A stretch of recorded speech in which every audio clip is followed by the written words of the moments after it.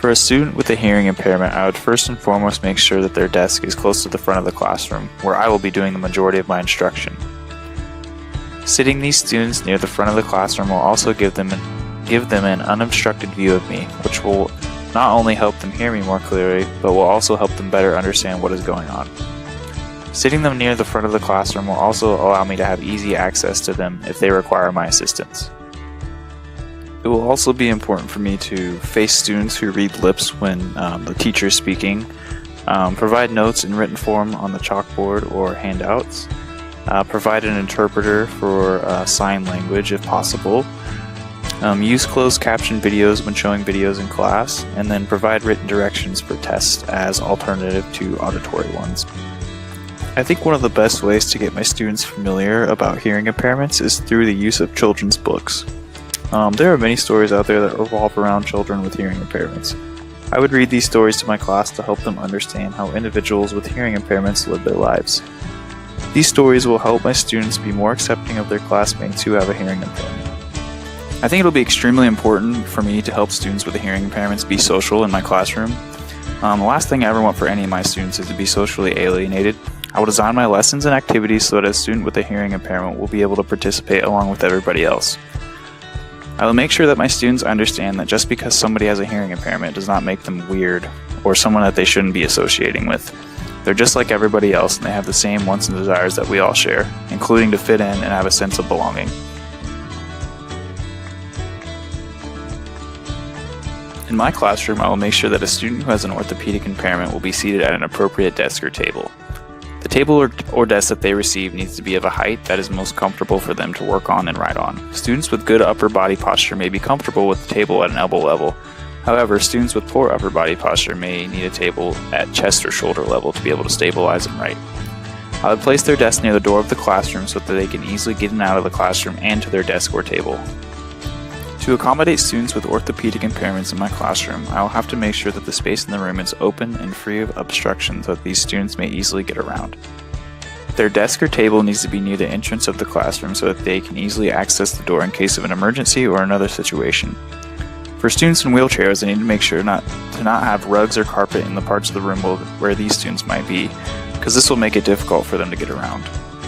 So I believe social involvement is crucial for all the students in my class. I believe I am the role model. I need to set the tone for how students need to treat other students, especially with orthopedic impairments. So I would discuss things like how they need to care for and treat the student, how the student is just like them and thinks and feels just like them, and also would assign responsibilities for one child to help the student do various tasks in class. And I have one child sit with him in class, a child to accompany him or her during the lunch break, and I think these responsibilities will give the children opportunities to get to know the student better and be more accepting of that student and their disability. Due to the various levels of severity of orthopedic impairments, multiple types of assistive technology may be used in my classroom.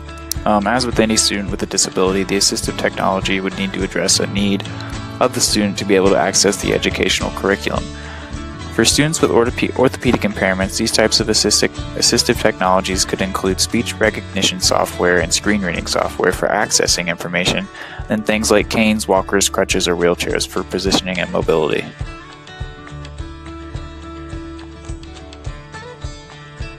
For students with visual impairments in my classroom, I would seat them near the front of the classroom so that they can see and hear me better, since many of these students rely on their hearing to acquire information.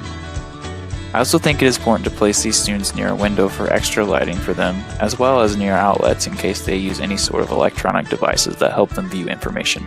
I think it will be important for me to have an open and organized classroom that reduces visual clutter, promotes independence and navigation, and helps the student independently locate and clean up their materials.